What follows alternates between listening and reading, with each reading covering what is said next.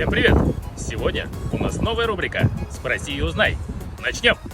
Тогда первый вопрос. Что побудило тебя стать музыкантом? Не знаю, просто нравилось.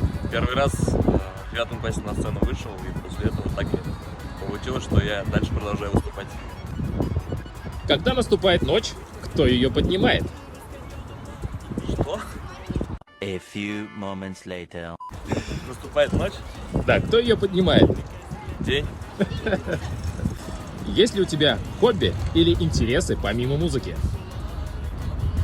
Ну, спортом любил заниматься, футбол там и так далее, но на данный момент только шахматы остались. Что такого в музыке, что вызывает у тебя страсть?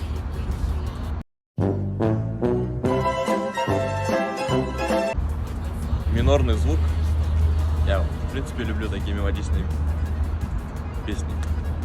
Победа над собой – это победа или поражение? Победа, в первую очередь. Назови парочку нот, соединив название которых получается бобовое растение. Фасоль. Да, верно?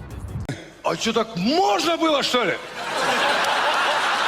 На каком инструменте ты меньше всего любишь играть и как добиться того, чтобы ты играл на нем хорошо? Гитара, почему-то у меня пальцы болят, когда на ней играю, но как добиться, не знаю, может больше играть, но у меня не получается. Теперь немного ускоримся. Поиграем в то или это. Конфеты или сухофрукты? Сухофрукты. Жара или холод?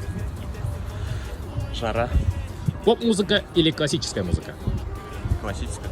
Футбол или хоккей? Футбол. Фильм или сериал?